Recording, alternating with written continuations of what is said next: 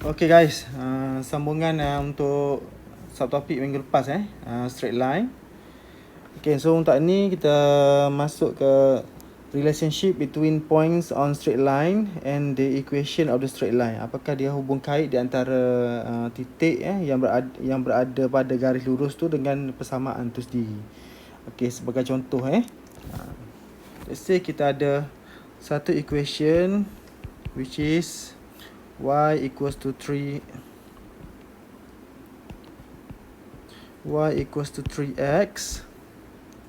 plus 2 and then kita ada satu titik yang mana titik P iaitu 2, 8 So macam mana kita nak determine whether points 2x ni berada pada garis lurus y sama dengan 3x tambah 2 ataupun tidak Cara dia senang je, kita gantikan nilai koordinat x pada variable x dan y tu pada 8 lah Dan kita tengok kiri kanan dia, left hand side dengan right hand side tu sama ke tak dia punya value. Okay, so yang ni kita masukkan 8 pada y, then kita masukkan 2 pada variable x. So kita akan dapat 6 tambah 2 sama dengan 6 tambah 2 sama dengan 8. So maknanya left hand side dengan right hand side dia sama. So bermakna titik P ni 28 ni berada pada garis lurus y sama dengan 3x tambah 2. Okay, so seterusnya contoh lain let's say kita ada 3x tolak 2y equals to 12. And then titik P dia negatif 4, okay, 2. So kita nak tahu dia sama ada berada pada garis ni ataupun tidak. Kita gantikan x pada x, y pada y. So kita masukkan negatif 4. Okay, negatif 4 tolak 2 sama dengan 12. Okay, kita tengok dia punya nilai dia. Dapat tak? So ini negatif 12, yang ni negatif 4 negatif 4. So negatif 12 tolak 4 equals to negatif 16. Negatif 16 is not equal to 12. So points negative 4, 2 ni yang points P is not located on the straight line yang persamaan ni lah maknanya dia ada pada selain daripada straight line ni. Sebab kalau dia ada pada straight line ni, bila kita masuk nilai ni, dia akan dapat nilai yang sama kiri dan kanan. Okey, seterusnya kita masuk ke parallel line parallel line.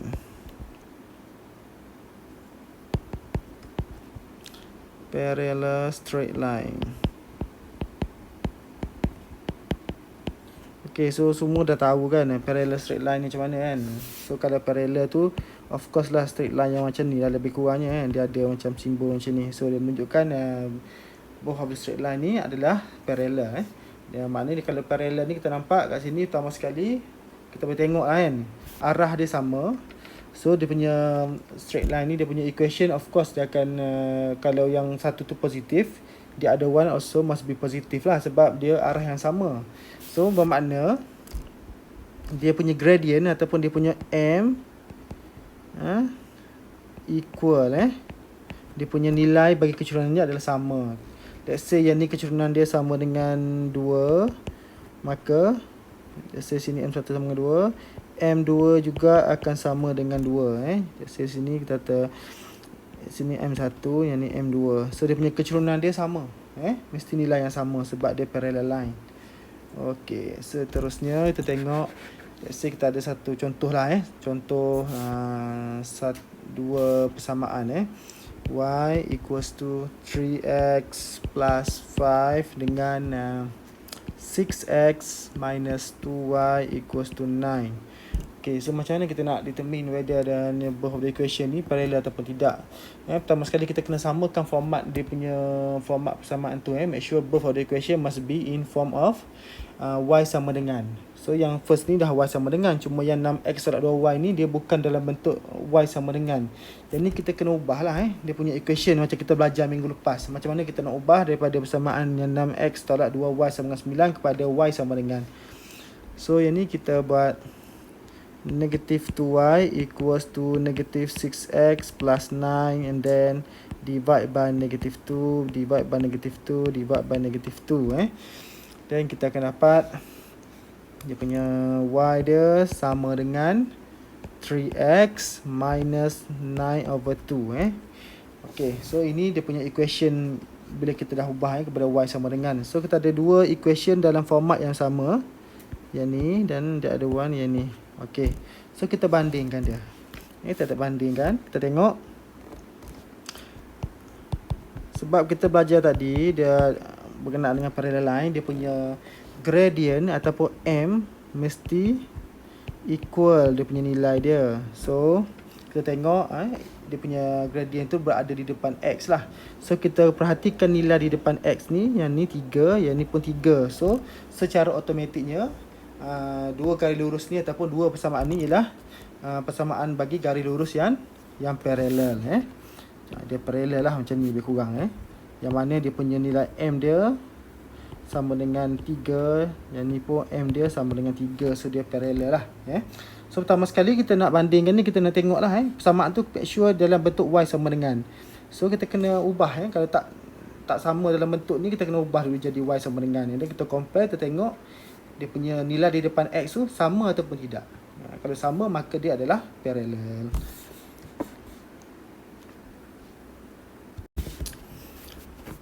Okay, next example. Okay, let's say kita ada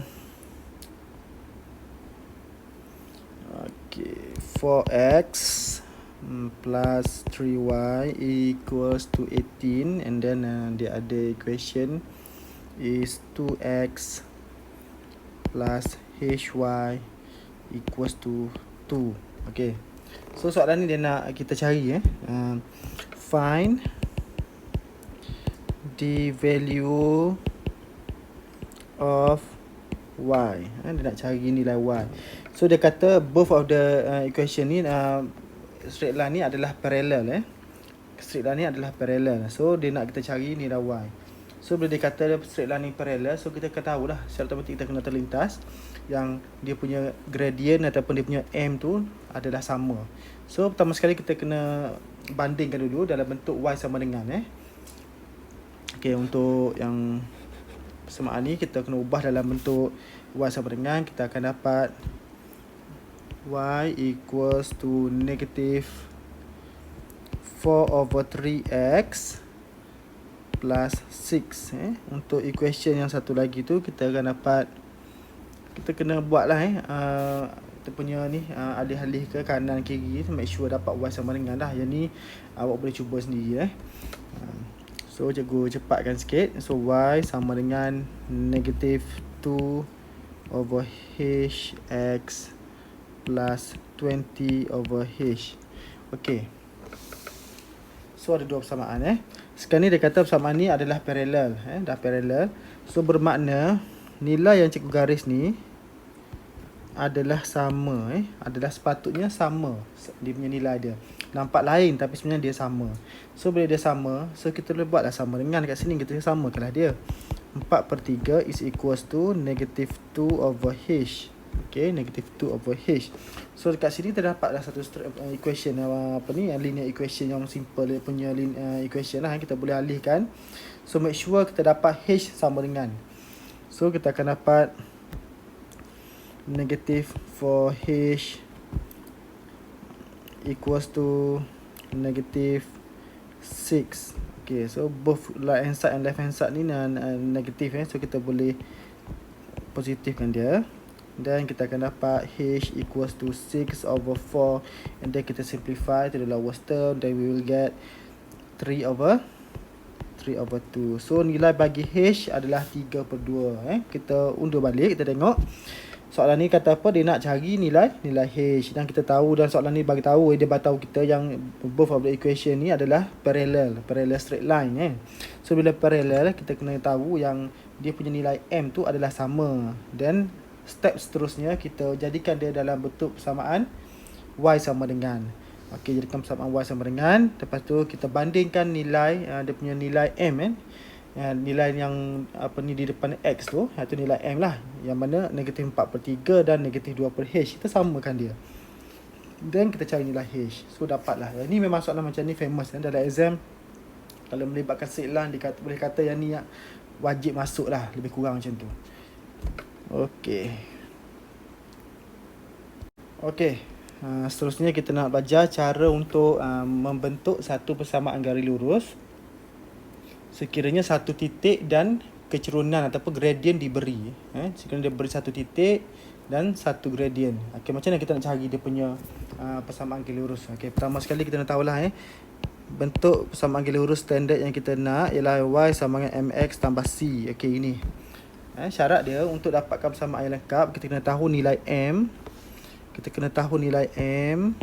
Nilai m tu apa dan nilai c tu apa. Okey, sekarang ni kita tak tahu nilai m dan c tu berapa Okey, let's say kita ada satu soalan, dia bagi kat kita m sama dengan 1/2 dan nilai titik garis lurus tu melalui titik 68. Okey, daripada dua informasi yang kita ada ni, iaitu m 1/2 dengan nilai titik 68 ni, macam mana kita nak bentukkan satu persamaan garis lurus y sama dengan mx tambah c. Okey, pertama sekali kita masukkan m ke dalam persamaan.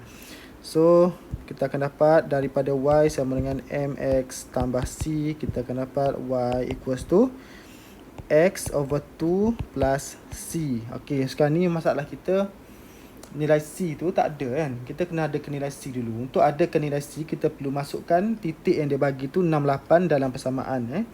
Itu 6 dalam x, 8 dalam y. So, kita akan dapat 8 equals to 6/2 plus c. Okey, so 6 bagi 2, 3. So, 8 tolak 3 equals to c. Then, c is equals to 5. Okey, kita dapatlah nilai c sama dengan 5. Maka persamaan kita tadi yang tak lengkap tu, y sama dengan x/2 tambah c. Yang ni, yang masih belum lengkap tadi kita buat. Kita dah dapat nilai c dia, iaitu y equals to x/2 plus 5. So, ini persamaan dia daripada dua maklumat yang dia bagi, iaitu m sama 1/2 dan p sama, titik p 68 tu. Kita dah dapat membentuk satu persamaan garis lurus.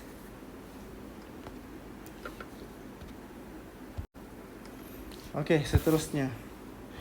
Okey, let's say yang ni kita diberi dua garis, iaitu garis pertama dan garis kedua. Garis ni kita labelkan dia sebagai AB dan yang lagi satu tu dia adalah parallel dia parallel. Dan sini kita ada satu titik yang mana P54, titik dia P54, dan dia bagi persamaan bagi line AB ni, dia bagi y equals to negative 2x plus 6. Okey, so soalan dia tanya cari let's say sini CD. Okey, cari persamaan garis lurus, find the equation of straight line for line CD. Cari persamaan garis lurus bagi line CD. Sedangkan line CD ni dia bagi satu titik je 54. Kecerunan kita tak tahu, potongan pada part CY pun kita tak tahu. So, macam mana kita nak mula ni? Nak cari dia punya equation straight line CD. So, pertama sekali apa yang perlu kita buat ialah kita dapatkan dia punya kecerunan dulu. So, kalau ingat lagi yang cikgu tegang awal-awal tadi, kecerunan bagi parallel line adalah sama. So, bermakna AB dengan CD ni adalah sama. So, bagi garis AB, kita dapati dia punya M is equals to negative 2. Kecerunan dia ialah negative 2. Maka bagi line CD pun, dia punya kecerunan sama. Then kita dah dapat sedikit apa ni, yang kata sebahagian daripada persamaan tu, iaitu y sama dengan negative 2x tambah c. Ini ialah persamaan bagi garis CD tadi. Sekarang masalah kita ialah nilai c tu tak ada. So macam mana kita nak dapatkan nilai c? So nilai c tu boleh dapatkan melalui titik P yang diberi pada garis CD, iaitu 54. Yang mana 4 tu kita gantikan dekat y, and then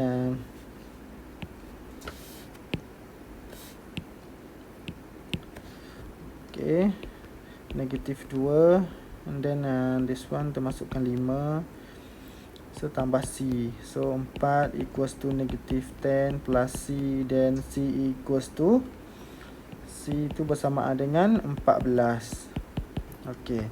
So kita masukkan 14 tu ke dalam persamaan y equals to negative 2x plus c tadi, dan c tu kita gantikan dengan 14. So maka lengkaplah persamaan equation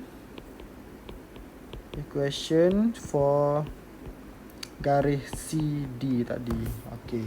So rasanya itu sajalah untuk hari ini. Nanti kita sambunglah di kemudian hari di minggu depan kita akan sambungkan bahagian 3 untuk topik straight line.